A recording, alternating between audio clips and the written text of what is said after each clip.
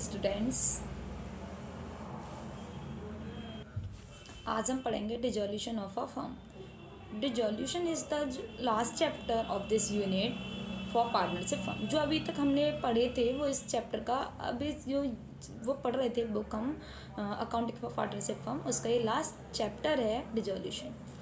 तो हम जब इसमें कुछ स्टेप्स होती हैं वो देखते हैं कि क्या स्टेप होती हैं।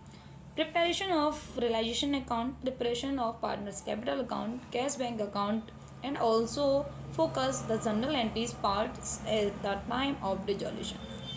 डिजोल्यूशन के टाइम पे जो हम एंट्री पास करते हैं वो भी देखेंगे।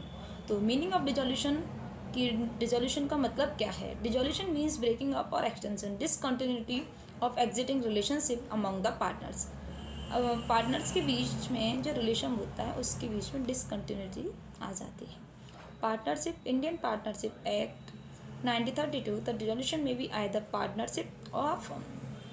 अकॉर्डिंग टू पार्टनरशिप 1932 के अकॉर्डिंग जो है एक्ट के अकॉर्डिंग डिजोल्यूशन फर्म का भी हो सकता है और हमारी पार्टनर्स का भी हो सकता है।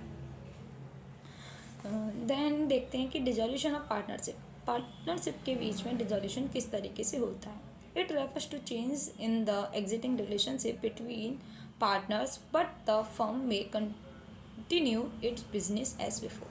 कि यदि जो एग्जिटिंग पार्टनर्स के बीच में जो रिलेशनशिप था वो चेंज हो जाता है और बिजनेस हमारी जो फर्म जो है वो कंटिन्यू जैसे पहले चल रही थी वैसे ही चलती रहती है, तो उसको बोलते हैं हम dissolution of partnership. Dissolution of firm means dissolution of partnership among all the partners in the firm.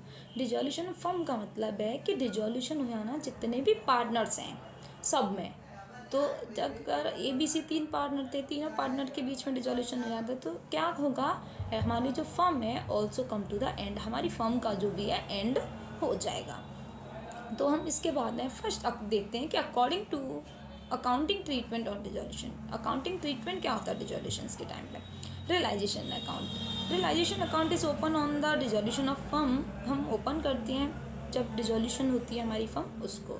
It is nominal account होता है। It is prepare determine the profit और loss on realisations of assets and payment of licence.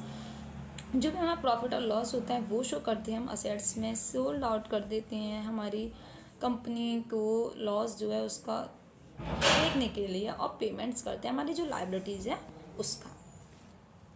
First step realisations account. Realisations accounts में क्या होता है कि जो assets होती है हमारी पहले हम उसको डेबिट साइड्स में लिखते हैं और जो लाइबिलिटीज़ होती है हम उसको क्रेडिट साइड्स में लिखते हैं। इसमें डबल एंट्री सिस्टम चलता है। तो जो हमारी असेट्स हैं हम उसको सोल्ड आउट करेंगे तो देखो नोट 1 कह रहा है हमने असेट सोल्ड कर दी क्रेडिट साइड में। अगर पार्टनर्स टेक ओवर करता है तब भी हम क्रेडिट साइड्स में लिखते हैं। अगर हमारी लाइबिलिटीज़ हैं उसको हम पे कर रहे हैं तो डेबिट साइड में लिखेंगे। अगर हमारा पार्टनर्स लाइबिलिटीज़ को पे आउट कर रहा है तो भी हम डेबिट साइड्स में लिखेंगे। अगर हमारे डिजोल्यूशन का कोई भी कॉस्ट है वो डेबिट साइड्स में लिखेंगे। अगर हमारा लॉस होता है रियलाइजेशंस में यानी कि डेबिट बैलेंस, थर्ड पॉइंट कहता है यदि हमारा डेबिट बैलेंस जो है more than a credit balance है तो हमारा लॉस होगा। यदि credit balance is more than debit balance then profit होगा।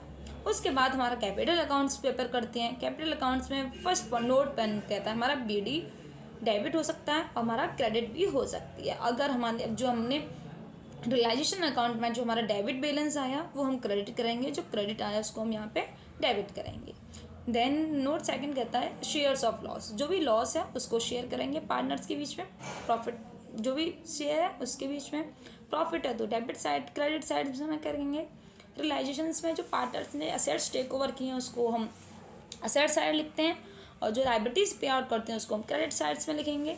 अगर हम इन दोनों के बीच में जो हमारा बैंक में या कैश में जो बैलेंस बचता है उसको हम डेबिट साइड और क्रेडिट साइड दोनों तरीके से आ सकता है, जैसे हमने लास्ट उसमें देखा। तो देखो अभी करंट अकाउंट बैलेंस अगर जो डेबिट बैलेंस का है तो हमारा डेबिट साइड आ गया, क्रेडिट बैलेंस का है तो वो क्रेडिट साइड आ गया। रियलाइजेशंस का लॉस है तो डेबिट साइड आया, दोनों तीनों पार्टनर्स में डिस्ट्रीब्यूट हो जाएगा। प्रॉफिट है तो क्रेडिट साइड आ जाएगा। एक्यूमुलेटेड प्रॉफिट लॉस है तो डेबिट साइड आएगा। और रियलाइजेशंस में जो असेट्स टेक ओवर किए हैं, अनरिकॉर्डेड जो रियलाइजेशंस की असेट्स थी वो टेक ओवर किए पार्टनर्स ने, तो डेबिट साइड्स आएंगी। अगर वो लाइबिलिटीज टेक ओवर करती हैं तो क्रेडिट साइड आएंगी। और जो हमारा जो फाइनल का स्टेटमेंट होता है वो कैश अकाउंट में ट्रांसफ़र करते हैं। उसके बाद हम कैश और बैंक अकाउंट बनाते हैं। कैश अकाउंट और बैंक अकाउंट बनाने के लिए जो हमने कैश इन हैंड आया हमारे, जो हमने अभी जो कैपिटल अकाउंट में जो कैश या बैंक था वो हम डेबिट में, क्रेडिट में आएगा तो डेबिट में लिखेंगे, डेबिट में आएगा तो क्रेडिट में लिखेंगे। उसके बाद जो असेट्स रिलीज की, जो हमने असेट्स को सोल्ड आउट किया, उसके बदले में हमारे पास पैसा आया तो भी हम उसको डेबिट साइड्स में लिखेंगे। अगर हम लाइबिलिटीज पेड कर रहे हैं तो उसको क्रेडिट साइड्स में लिखेंगे।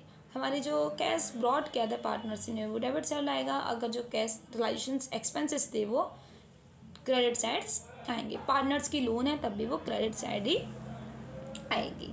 उसके बाद हम प्रिपेयर करते हैं preparations of memorandum balance sheet. If the balance sheet on dissolution of firm, अगर बैलेंस शीट जो है डिजोल्यूशंस की डेट के टाइम पे not given in the questions, अगर क्वेश्चंस के बीच में गिवन नहीं है, it is always advisable to prepare memorandum balance sheet on the date of dissolutions a certain amount of a balance figure. जो भी अमाउंट बचता है उसको उसमें डिजोल्यूशंस की फॉर्म में जो बचता है फिर हम मेमोरेंडम बैलेंस शीट को प्रिपेयर करते हैं, डबल एंट्री करते हैं। जो हमने कैश डेबिट किया उसको हम क्रेडिट करेंगे, जो क्रेडिट किया था उसको हम डेबिट करेंगे, डबल एंट्री सिस्टम कर देते हैं। तो उससे हमारा जो बैलेंस है वो नहीं बचता है, तो हम जो बैलेंसिंग फिगर होता है उसी को हम कर लेते हैं। जब ये हमने अभी पीछे देखा हमने रियलाइजेशन बनाया कि हमने डेबिट में लिखी असेट्स को, फिर सोल्ड आउट करके क्रेडिट में लिख दी, क्रेडिट में लायबिलिटी उसको हमने पेड आउट कर दिया तो फिर से लायबिलिटी उसको डेबिट में कर दिया। कैश अकाउंट में भी हमने ऐसा किया। तो इस हिसाब से हमारा जो मेमोरेंडम बैलेंस शीट है अगर क्वेश्चंस में नहीं गिवन होता तो हम उसको नहीं प्रिपेयर करते हैं।